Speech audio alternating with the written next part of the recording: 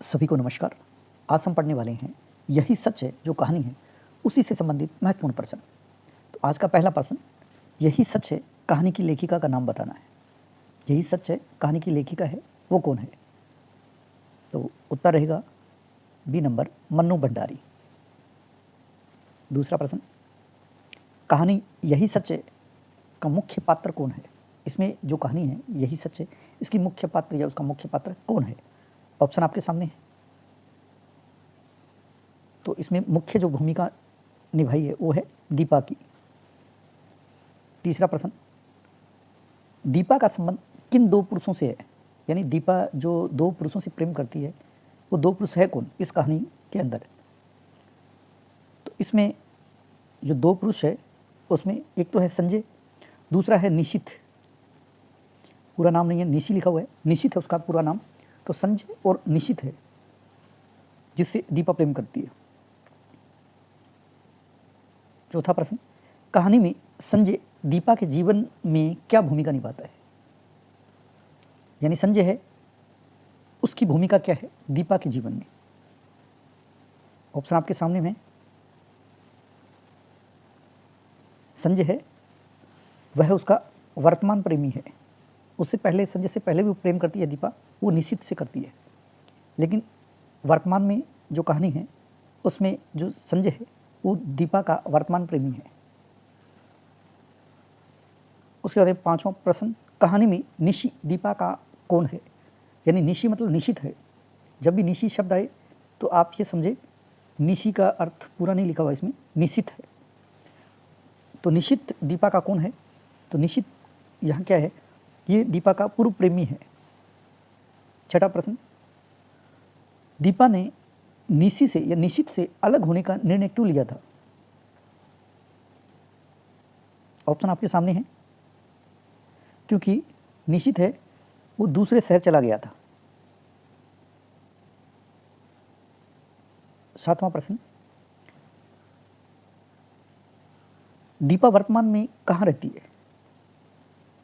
जो कहानी शुरुआत होती है तो उसमें लिखा है दीपा वर्तमान में जो संजय के साथ रहती है वो कहाँ रहती है? तो वो रहती है दिल्ली के अंदर संजय के साथ। आठवां प्रश्न, कहानी में रजनीगंधा के फूल किसका प्रतीक है? तो जो रजनीगंधा के फूल है वो दीपा के अतीत की यादों का प्रतीक है।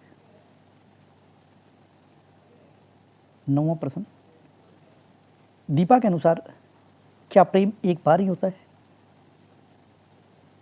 इस कहानी के माध्यम से क्या है, दीपा के अनुसार क्या प्रेम एक ही बार होता है? तो इसमें जो दीपा है वो पहले निशित से प्रेम करती है, फिर संजय से प्रेम करती है। तो इसके अकॉर्डिंग हम कह सकते हैं कि दीपा के अनुसार क्या प्रेम एक बार होता है? नहीं, यह परिस्थिति के अनुसार बदल सकता है। 10वां प्रश्न, दीपा को किसके साथ रहना अधिक सुरक्षित और सहज महसूस होता है? तो यह है संजय के साथ, क्योंकि जब सारे चले जाते हैं तो संजय ही उसे सहारा देता है, तो दीपा उसके साथ ही अधिक सुरक्षित और सहज महसूस करती है। 11वां प्रश्न, दीपा का मन किस बात को लेकर द्वंद्व में रहता है, यानी कंफ्यूज्ड रहता है?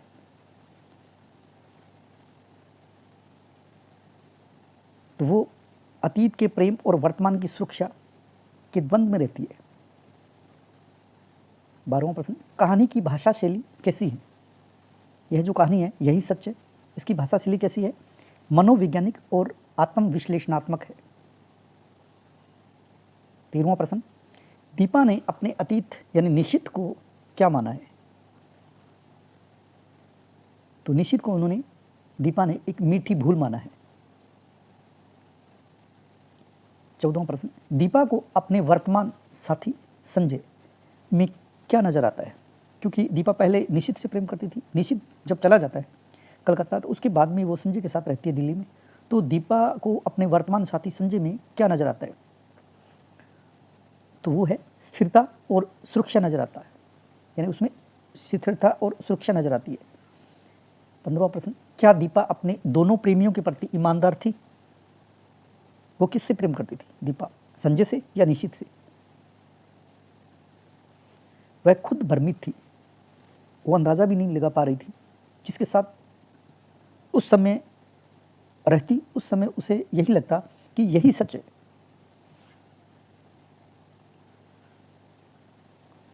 सोलहवां प्रश्न, यही सच है का शीर्षक क्या व्यंग्य करता है? यही सच है जो कहानी है उसका शीर्षक क्या व्यंग्य करता है? ये करता है व्यक्ति का दोहरा व्यक्तित्व ही सच है।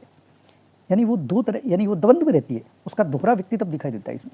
कभी वो निशित से प्रेम करती है, कभी वो संजय से प्रेम करती है, क्योंकि वो परिस्थिति के अकॉर्डिंग संजय से प्रेम करती है, लेकिन अगर भावनाओं से देखा जाए तो वो निशित से प्रेम करती है।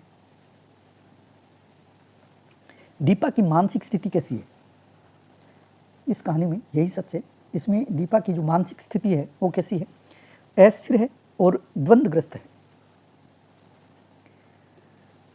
18वां प्रश्न, कहानी का अंत क्या संकेत देता है? ऑप्शन आपके सामने है।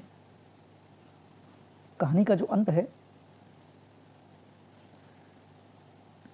वो क्या संकेत देता है?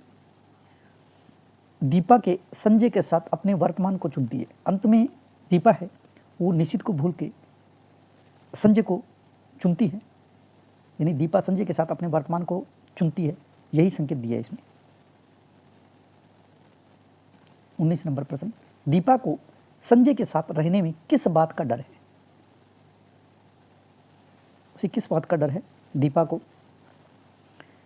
को डर है कि वह फिर से अतीत की ओर न खींच जाए, क्योंकि ये बात उसको पता थी संजय को कि ये पहले निशित से प्रेम करती थी, तो कई बार ये चिढ़ाने के लिए दीपा को कह भी देता था, जिस वजह से दीपा के मन में हमेशा आशंका या शंकित रहती थी कि कहीं फिर से अतीत की ओर न खींच जाए।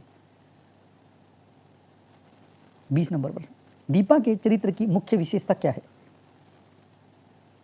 दीपा है वो भावुक है और अनिर्णय की स्थिति में रहती है। दीपा की इस कहानी में विशेषता कि वो भावुकता लिए हुए और अनिर्णय की स्थिति में रहती है, वो खुद समझ नहीं पाती कि किससे प्रेम करती है वो। 21 नंबर क्वेश्चन, यह कहानी किस प्रकार के संबंधों पर आधारित है? ये जो यही सच है कहानी समकालीन स्त्री और पुरुष के जटिल संबंधों पर आधारित है। 22 नंबर प्रश्न, दीपा के पत्र लिखने का क्या उद्देश्य था?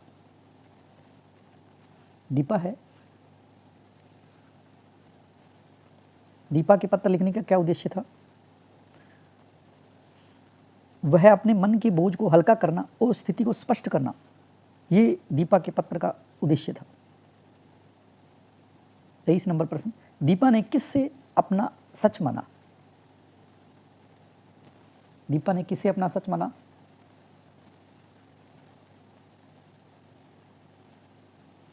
तो अंत में आपने कहानी पढ़ी है, तो जो उसे अभी मिल रहा है, जो संजय अंत में मिलता है, तो उसी को उसने अंत में यही सच्चे माना है। क्या दीपा संजय से प्रेम करती है?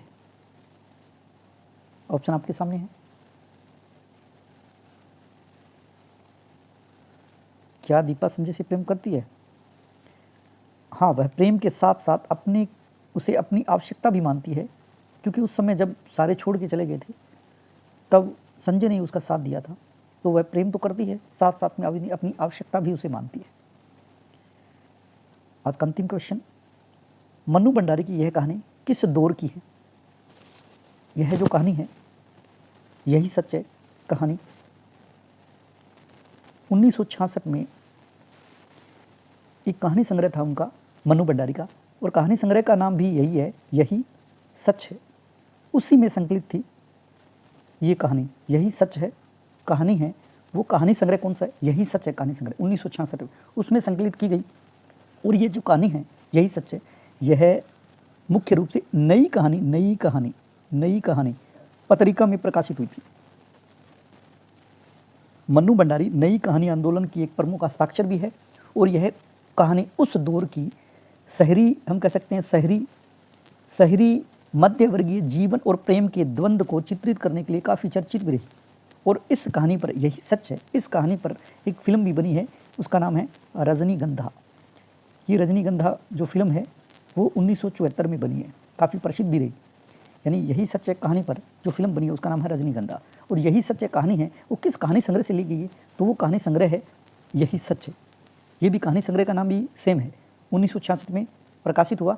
और जो ये यही सच एक कहानी है, वो पत्रिका किस में प्रकाशित हुई, किस पत्रिका में, तो वो है नई कहानी पत्रिका में। और इस पर फिल्म बनी है, उसका नाम है रजनीगंधा, जो कि 1974 में काफ़ी प्रसिद्ध भी रही। अंतिम क्वेश्चन मन्नू भंडारी की है, कहानी किस दौर की है, तो आपको पता ही चल गया होगा कि ये नई कहानी आंदोलन के दौर की कहानी है। आज के लिए इतना ही, नेक्स्ट अच्छे टॉपिक के साथ फिर हाजिर होंगे। तब तक के लिए स्वस्थ रहें, मस्त रहें, पढ़ते रहें, पढ़ाते रहें। जय हिंद, जय भारत।